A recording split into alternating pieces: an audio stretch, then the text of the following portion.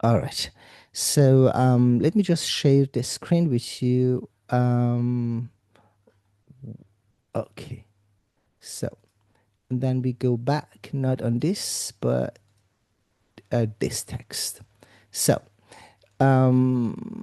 we just open the comment so that I can highlight and change some verbs into different tenses. And okay, so um, okay, so now think about that. The first phrase says that ایران دینهای گوناگونی وجود دارد, where the verb وجود داشتن as a compound verb is in present tense. Now, Mhm. if you want to say that in Iran, different religions did exist, how would you say that? وجود داشت. Exactly, وجود داشت. And of course, we cannot use here the past continuum saying وجود می داشت, because there are two exceptions within all the verbs that we have in Persian that are exempt from being created in past continuum. I cannot say وجود می داشت. So either they had existed or they did not exist. There was not a continuation of being existed. So that's why, as you correctly mentioned, it's just dinhay gunaguni wujud dash. Now, what about if I want to use that in present perfect? How would I say that? Has been or have been existed. Did you work with Um, present perfect? it's not the no, it's not subjunctive where you add a b, right? It's No, it's not different. subjunctive. It's Um, comparable with the present perfect in English or passé composé in in French, French. where you have a an auxiliary verb and then the main verb. I can't remember right now. I think I might have seen it in the previous lessons I took, but I Okay, do not remember. okay, we're gonna work on that. It would be وجود داشته است. Honestly, I do not recall whether we worked on this tense or not. I don't think So, so. perfect. That Dashte would be then the est. topic that I guessed so that we didn't work on that. So this is most probably the third most frequently used tense in Persian literary text. It's not very much in use in spoken Persian, but the less is used in spoken colloquial vernacular jargon Persian, the more is it used when you're writing a letter or you're writing Persian. So, and I explain it later when we talk about this tense specifically. So, so now imagine the official religion of Iran was Islam and is not Islam anymore. How would you say that? اما دین رسمی کشور ایران اسلام بود. Perfect, exactly. It's a wishful thinking for lots of Iranians who are not very religiously inclined. I know. Trust me, I know. Okay. Okay. بنابراین بیشتر ایرانیان مسلمان هستند. Of course, if you want to say it in the past tense would be then بودند. بودند. And this is actually what I thought about changing tenses from present to past, and if it's past, just in present. And so let's look at that, how it would be if we change a past tense to present tense. Let me see if we do have any tense in past. Okay, so now we do have here one um, present perfect. شده شده است. است. Exactly. So از قرن 16 میلادی مذهب شیعه دین رسمی مردم ایران شده است. And this is actually a transition to explain why here the present perfect is the best fit tense for this statement. Can you translate this phrase, please? Um, from the 16 This is this number. 16 Exactly. the 16th century after Miladi, can I say Yeah. after Jesus Yeah, Christ? it's Is Jesus that how? Christ. Actually, with the Milad is in Persian is always the birth of Jesus Christ meant. So you could Okay, also translate it in 16th century. We do understand that's actually Christian right. calendar because if you want to be very loyal and verbatim to that, what the text says, of course, from 16th century after birth of Jesus Christ onwards, because you have here as. Okay. Okay, what Um, happened? the Shia religion Mm-hmm. became the official religion of the people of Iran. Exactly, or literally has Has become. become. Absolutely. So now, if I wanted to, because it's not static, it has become. Hmm. So we are using the present perfect here. Of course, I could say از قرن 16 میلادی مذهب شیعه دین رسمی مردم ایران است. That would Hmm. work too. But it won't show the processes. And that's why we are using the present perfect, because it shows that it was something and it has become something different. So this is the reason why the present perfect in Persian is, for this statement, is the best tense. Okay. um okay, so now look at this statement. It says but Sunnis in Iran, they just create a small minority of Muslims. تشکیل دادن, the verb, is in present tense. That's our verb. تشکیل دادن means to constitute, to create. Now, if I want to say that in the past continuum, I wanted to say that the Sunnis kept building a small minority of Muslims in Iran. How would I say that? تشکیل داد. میدادند, because that is تشکیل Oh, میدهند. But you want to say kept creating, oh, would be okay. تشکیل میدادند. So just if I wanted just hypothetically to use past continuum, would be then تشکیل میدادند, just for sake of practice. Hmm. Um, Now we have again a present perfect here. بوده پیش از اند. آمدن اسلام به ایران بیشتر ایرانیان زرتشتی بودند. What does it say?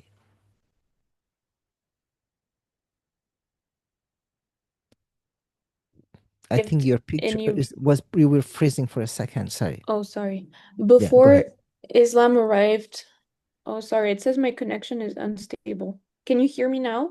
Yes, yes, Okay. I do. Before Islam arrived in Iran, um, more Iranians were Zoroastrians. Yeah, you could also Uh, understand بیشتر as majority. okay. So prior to arrival of Islam in Iran, the majority of Iranians were Zoroastrians, or had been Zoroastrians. And again, Had this been. is one of the reasons actually why I um, uh, uh, here and there used present perfect in this text, is just to give you the first familiarity with this tense, that we are using that for literary compositions. زرتشتی بودند, had been or have been Zoroastrians. Of course, I could also say زرتشتی بودند. I could use a simple verb of past tense. Hmm. But again, it is better to show the so-called processual present perfect, because they have been. They might be differently before and they became differently after. That's why. Um, so now look at this very last phrase here. اکنون زرتشتیان بیشتر در شهرهای یزد و کرمان زندگی می کنند. Could you please paraphrase it into English? Oh, in English. I thought in Yes, Farsi. yes. Yeah. Um, today, nowadays, Mm-hmm. the majority of Zoroastrians live in the cities of Yazd and Kerman. Perfect. Now, what about if they would leave the country? They would not live in the cities of Yazd and Kerman, and you, as a historiographer or historian, you look back and want to say they kept living there, but they don't do that anymore. How would you recreate the phrase using the past continuum, just for sake of practice? Practice. زندگی می‌کردند. Absolutely. That would be then. Just let me highlight it here. That part زندگی میکنند would be زندگی میکردند. That's past continuous, right? Absolutely. So that means, and of course, you cannot use أکنون anymore. That's why I told that sometimes it doesn't work to change always tenses, because you have Yeah. also to understand that there are some adverbial definitions that actually would make a kind of impediment, stumble in the transition of the phrase from the past to the present and vice versa. Because if I want to say that Zoroastrians earlier kept living predominantly in the cities of Yazd and Kerman, I have to drop the word aknun, which means now.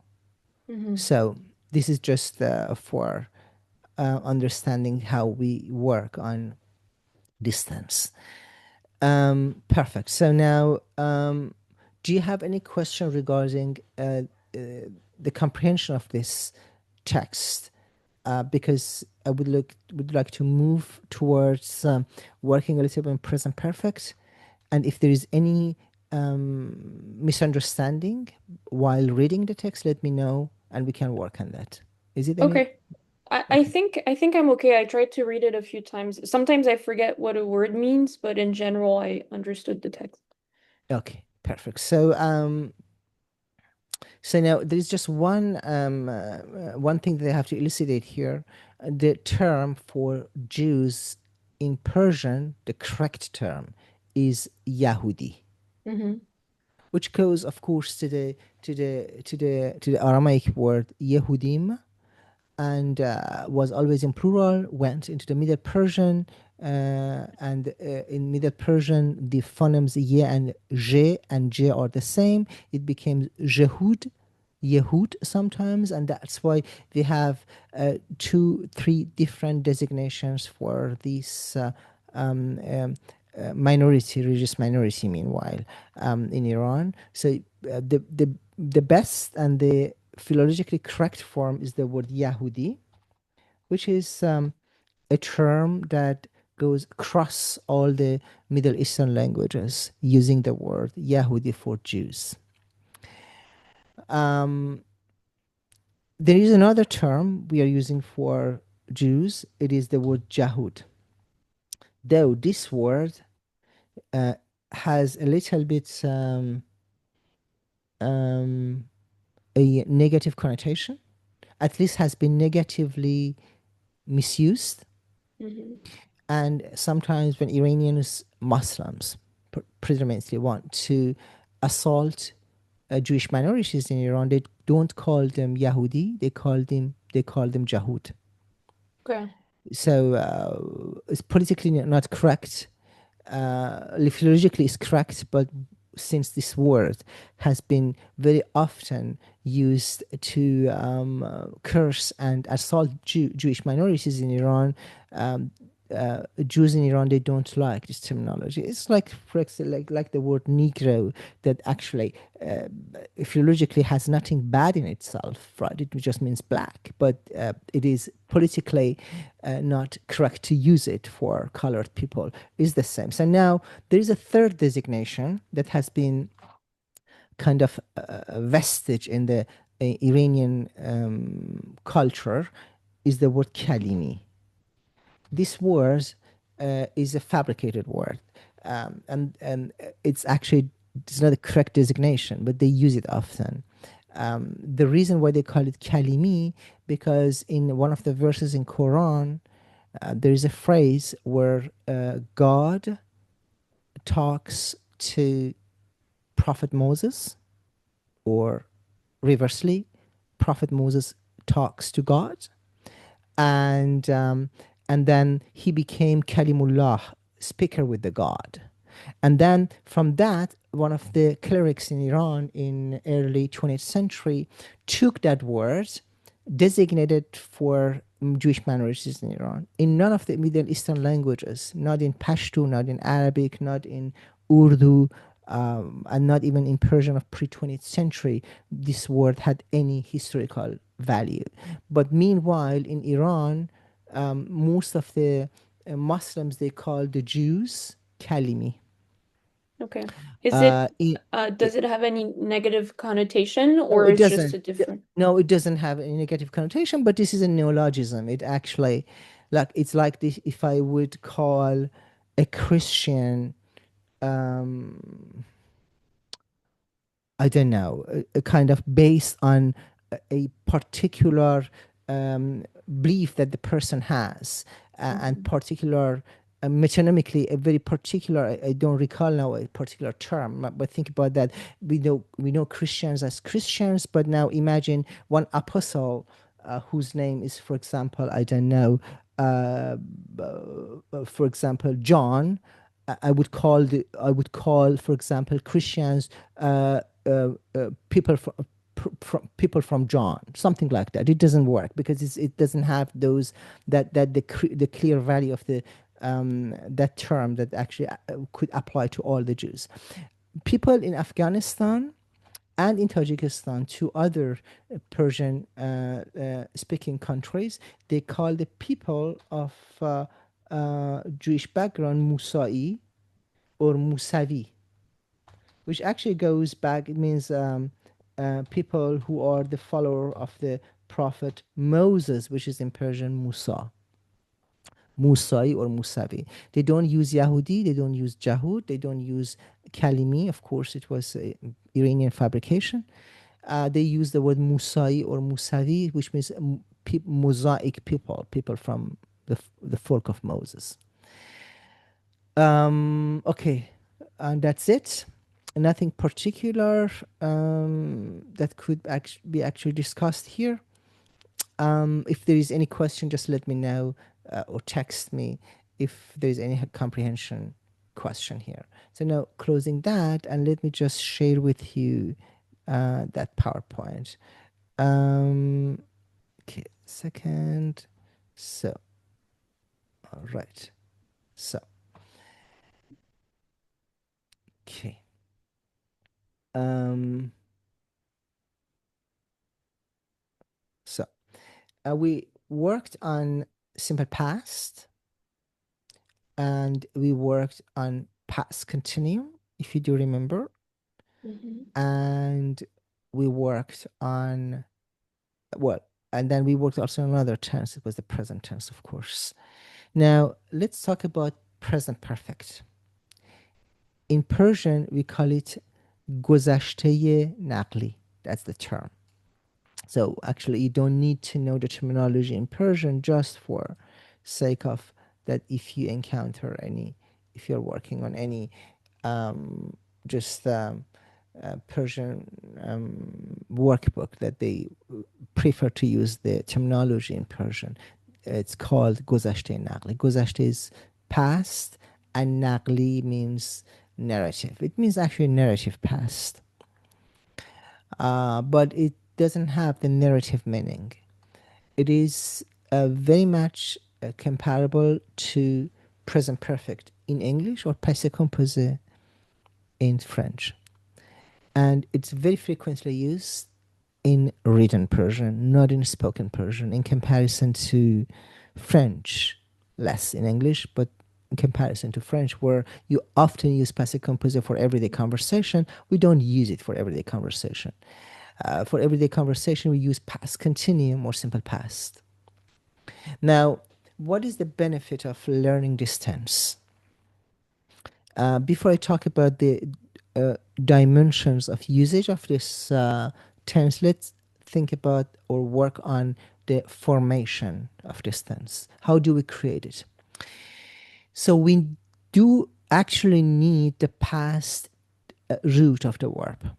Imagine if you have a verb like raftan, so you do need the root of the verb. Let me just write it here.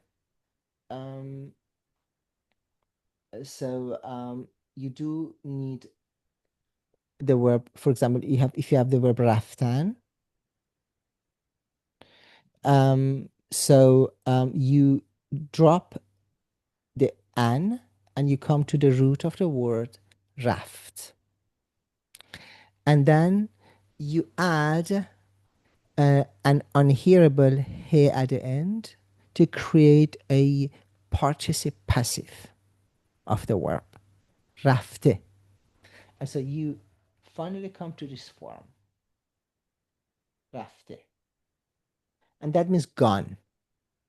And this is also something that's quite important in Persian, because if you want to create an adjective from a verb or a gerund from a verb, what we call it gerundive in French, you actually need this construct, adding a he at the end of the third person singular of the verb, or dropping the infinitive an from the end of the verb. So you come to the formation rafte. And what you are going to do is simply adding personal endings. And since the verb now has been terminated by a he, you cannot add the personal endings immediately. You need a half a space, and you put, of course, a glottal stop aleph in between, as you see that, in fact, here. Let me just highlight it. Here, and then you actually add the personal endings. That's it.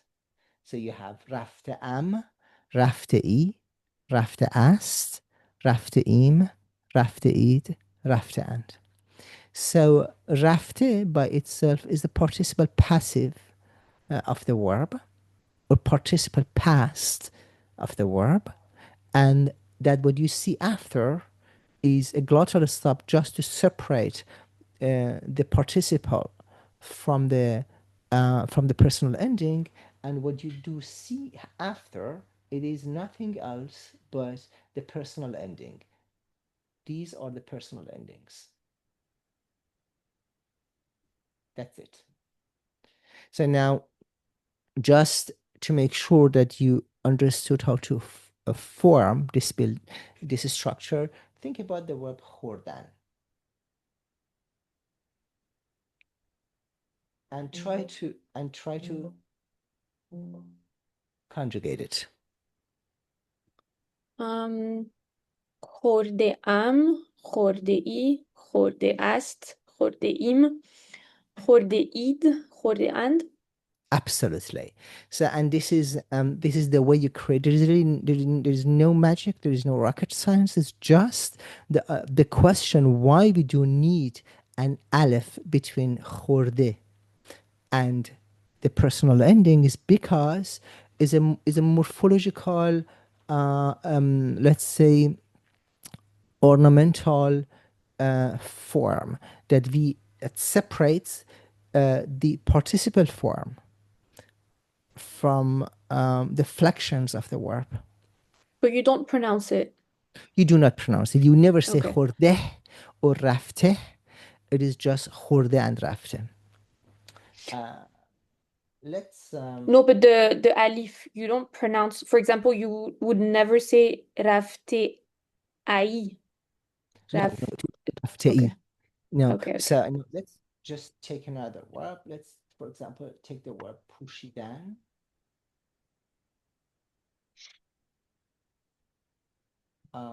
That means to wear. To wear. Put on.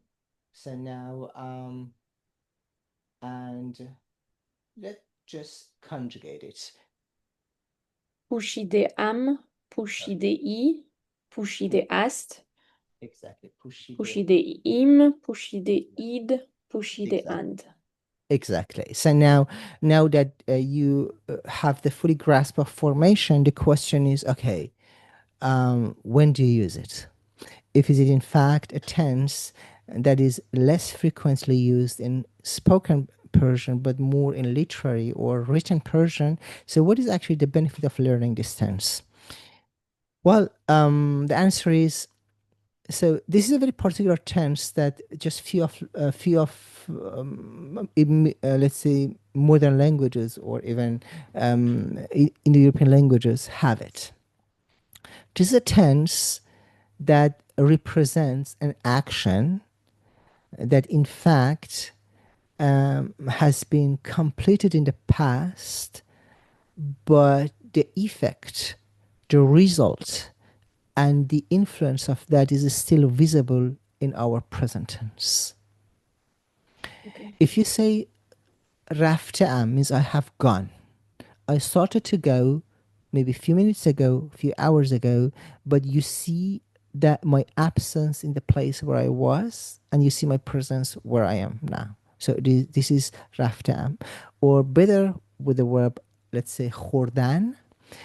If you say خوردم, means I have, just putting bracket, eaten just now. Right now I have eaten. So it means it means imagine you just come home and you ask your younger sister, younger brother, do you want to have meal?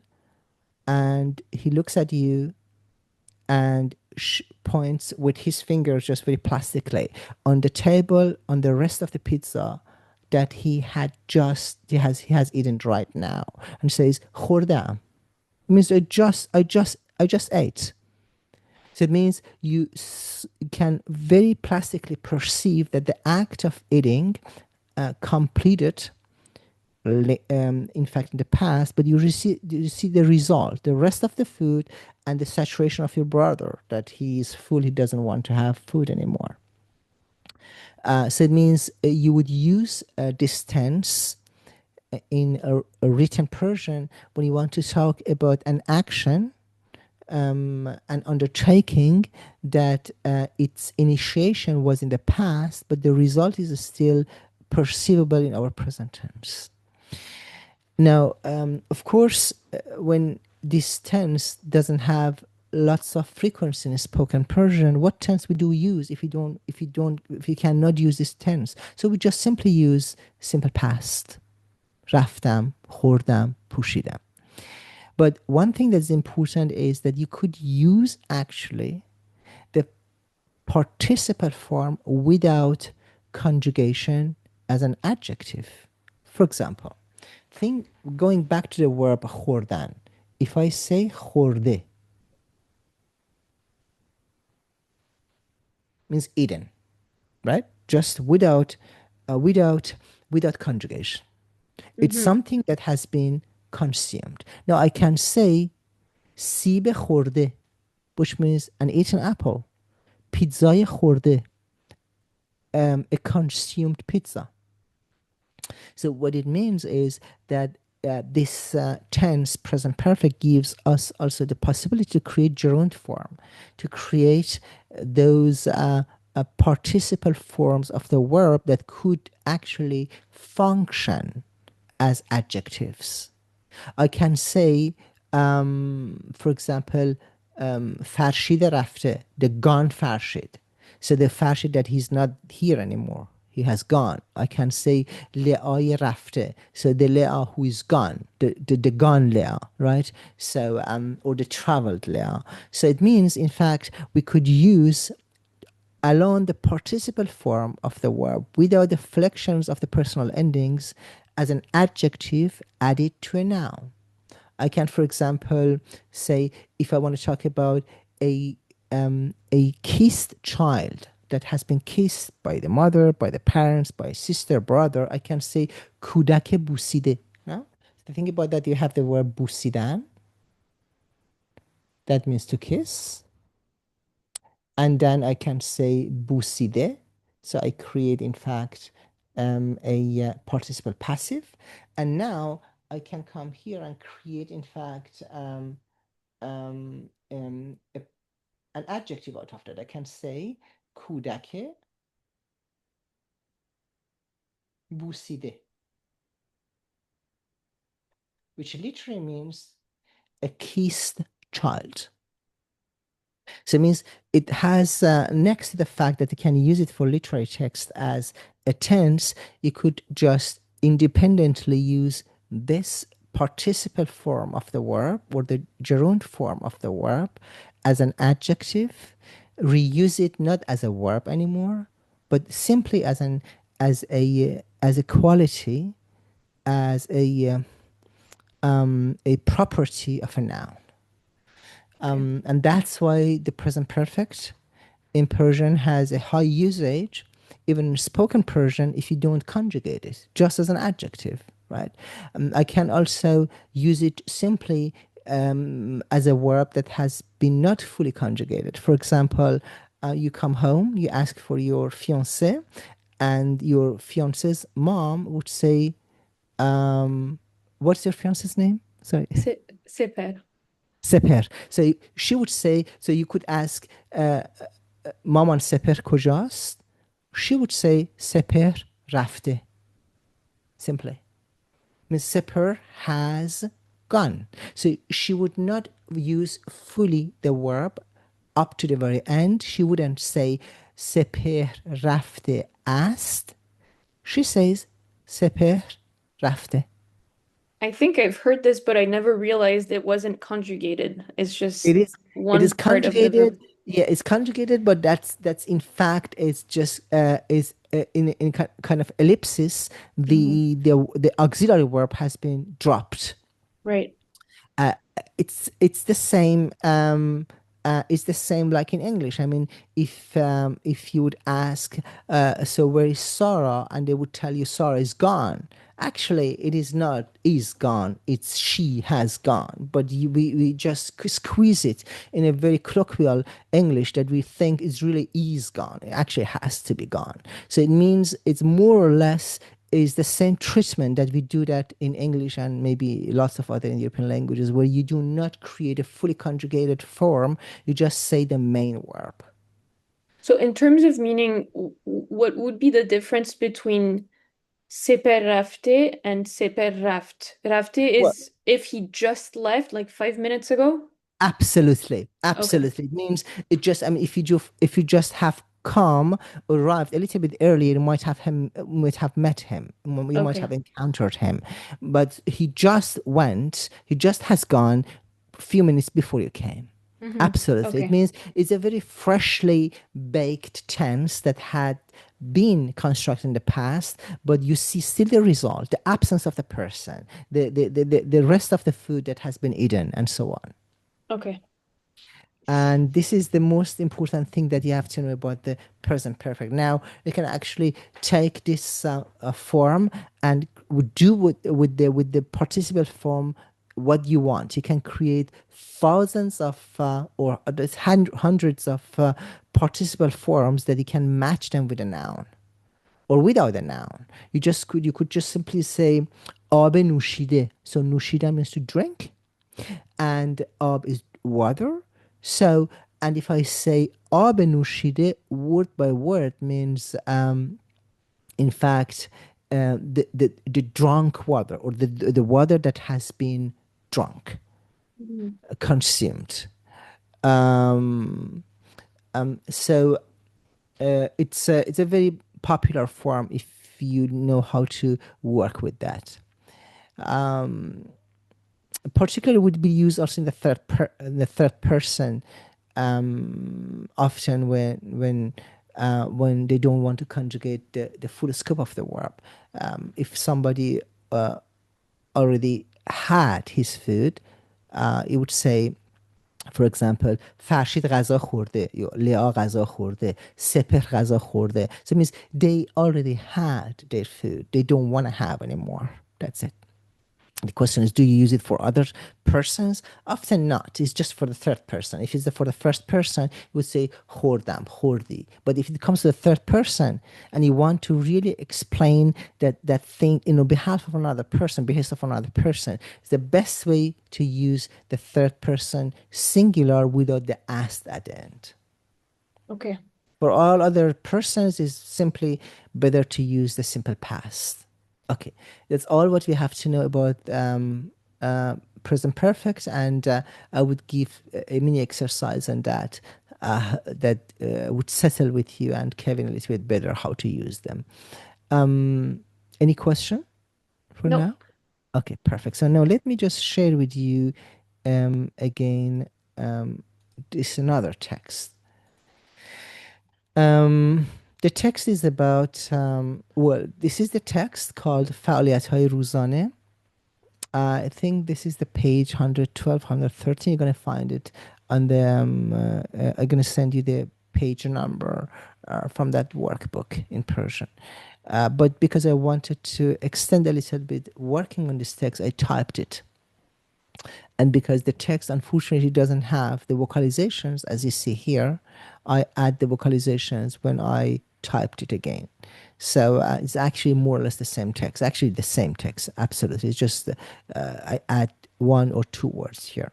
So it's called فعالیت‌های روزانه, and and all the verbs have been highlighted in blue, and all of them are in the present tense. So now the idea would be how to use them in present perfect. The exercise consists of a reading, understanding, translating, and then, in fact, modifying those verbs that are exclusive in present tense to the present perfect. To facilitate it, because I was not sure whether you and Kevin you would know all the verbs that or the words that are used in this text, because the purpose of that is working on present perfect, but also learning most important verb of daily activities. I created here a very small English Persian dictionary where I used almost all the words you see in the text. So you are quite independent from another foreign dictionary. And then some questions about the text. Um, and um, and finally, some creative activity would be to talk about your daily activity, what you do, and that would help you to learn those words for your long-term memory. Let's do one or two phrases here. It's called فعالیت‌های روزانه. فعالیت by itself. Did you know this word? فعالیت. So it means No. activity. It's an Arabic word. And of course, it has an إضافه construction. It's a kind of a possessive form. فعالیت‌های روزانه. Uh, the a is actually wrong above that. So فعالیت‌های روزانه. So which means daily activity. Now, how we create this form روزانه from the word روز, it is also something that we have to work on that later. We never worked on that creating of adjectives from nouns. روز means day, روزانه means daily. So let's work on one or two phrases, so also that you would have a hint how what can you do with that for your daily activity for yourself, and translating that, and also changing tenses from present tense to present perfect. I actually resisted using any verb in past or simple past, or in any other tense that you know. The idea is just to change all of them from present tense to present perfect. Go ahead.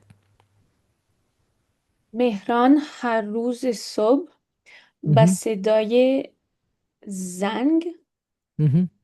ساعت 6 Mm-hmm. از Mm-hmm. از خواب بیدار می شود. Exactly. So مهران هر روز صبح با صدای زنگ is just the A is kind of is a typo. مهران هر روز صبح با صدای زنگ ساعت 6 از خواب بیدار می شود. Do you understand the phrase? I think so. I don't know if it's the exact translation, but what I understand is every day, every morning, Mehran wakes up with the sound of the alarm at 6. Absolutely. Perfect. And you see that we don't have a simple verb for to wake up, se réveiller. It's not reflexive. بیدار. It's not simple. It's a compound verb. بیدار می شود. So it's a process of getting up. That's why becoming awake. The word is بیدار, an adjective. And then you have a simple auxiliary verb شدن. So, and now the phrase says, of course, that Mehran gets up every day with the sound of the alarm clock at 6 a.m., wakes up from the sleep word by word. Now, if you want to use that, well, let's try to apply to you. لیا جان تو صبحها ساعت چند از خواب بیدار میشی؟ من ساعت 7 بیدار میشم. پرفکت. با صدای زنگ بیدار میشی، با صدای سیری بیدار میشی، با صدای موبایل بیدار میشی، چطوری بیدار میشی؟ با صدای موبایل بیدار میشم. با صدای موبایل بیدار میشم. Perfect. Now, imagine you want to change the phrase to present perfect. What should you change here in this phrase? Because next to the fact that you have to change the verb, most probably something has to be dropped. بیدار شده ام. Exactly. بیدار شده است. For that, of course, would be for the third Oh, yeah, I person. was thinking Yes. of myself. Yeah, of course. So, perfect. بیدار شده. Perfect. And now, can I actually say, content-wise, مهران هر روز صبح با صدای زنگ ساعت 6 از خواب بیدار شده است؟ No, because you're talking about every day. Absolutely. I have to drop at least the word هر هر روز. روز. I have to say مهران صبح با صدای زنگ ساعت 6 از خواب بیدار شده است. So it means one thing that you have to consider when you are doing this exercise after translating the text is, does it make sense when I change the tense from present into the present perfect, to also keep all the adverbs, all the and all the qualities of time in the phrase? The answer is no, because sometimes it's not a continuous form, and it requires that some parts of the speech will be dropped. So most of the verbs that I have used here in this text are compound verbs. Let's look at the next phrase. او ای I don't know this word. ابتدا. ابتدا ابتدا. Uh-huh. تخت را Mm. مرتب می کند. او ابتدا تخت را مرتب می کند. I saw that in the text here is just ابتدا. And I thought it is not the only word that we are using for at the beginning. The word ابتدا is at the beginning. Okay. But there is two other frequently used forms. اول. اول and نخست. So Okay. اول and نخست are Arabic. نخست is اول and ابتدا are Arabic. نخست is Persian.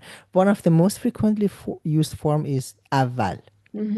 First. So او اول, I would prefer the word اول for sake of its frequent usage. نخست is beautiful because it's Persian. ابتدا is a little bit archaic, but the author, for whatever reason, preferred to use the word ابتدا. So I kept it.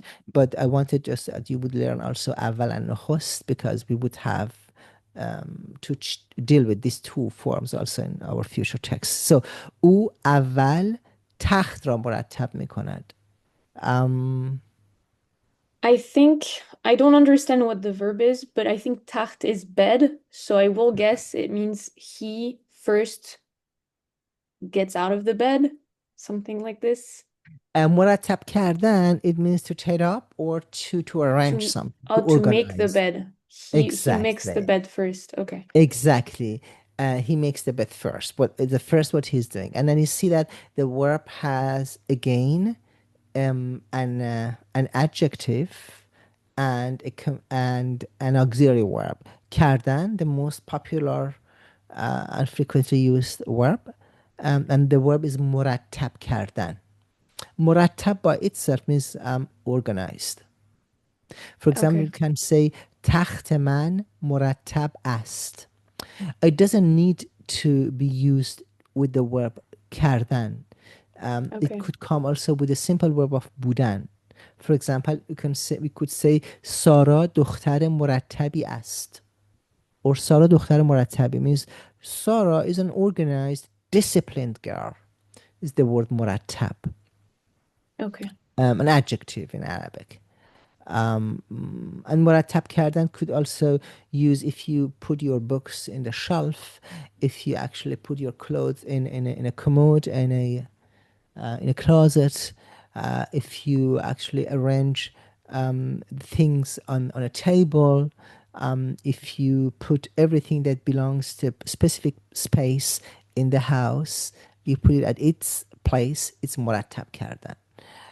If you would like to use it as an imperative form, the mom, for example, could ask her child to, let's say, make his or her bed. Would say, for example, سیامک تختت رو مرتب کن. سیامک, just make your bed. So مرتب کردن. So how it would be the present perfect of the form? Um, مرتب کرده است. Absolutely, it would be then مرتب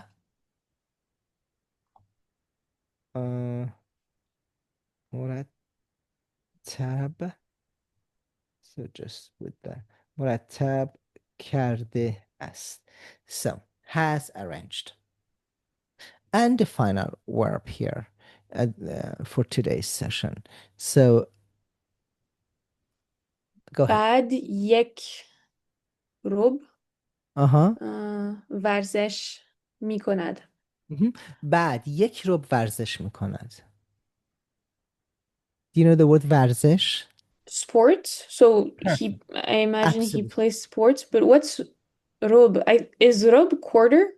Absolutely. Do you remember the text about the time? But I don't understand.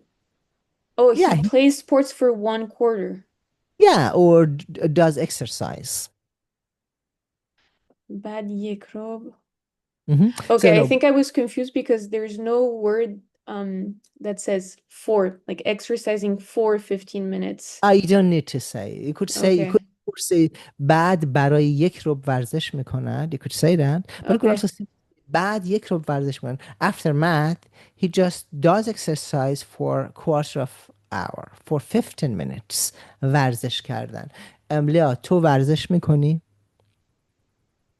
کمی. چقدر ورزش میکنی؟ uh 5 دقیقه، 10 دقیقه، یک رب. یک ساعت. 1 ساعت ورزش میکنی؟ Is it کمی? Is it a little bit when you do 1 hour? No, but 1 hour, not every week. Not بسیار خوب. every day. بعد کجا ورزش میکنی؟ تو خونه ورزش میکنی یا توی استودیو، توی باشگاه؟ نه. I say ورزش خونه, but I think no one says that. I think I invented it. Yeah, you could Or say it's ورزش. not used. Yeah, you could say that everybody would understand it, but this is not a lexicalized word. You could say باشگاه. باشگاه. Yeah, باشگاه, which means a fitness studio. Or you could say باشگاه ورزشی if you would like. باشگاه ورزشی. باشگاه is a place where you are. باش from بودن, and it's a place you are momentarily or you are temporarily there. And باشگاه ورزشی is a sports studio or a gymnasium or gym. Okay. Perfect. So, well, that is actually everything that you have to know about the tense and what you should do with this text. So the idea would be to read it, translate it for yourself. I don't need it in a written form. What I would like to have is to look at the verbs, change them into the present perfect, and applying also to your daily activity whether it works, because most of them are very popular ones. So washing oneself, shaving, brushing teeth, preparing breakfast, having marmalade or jam, turning on the radio, and going to work.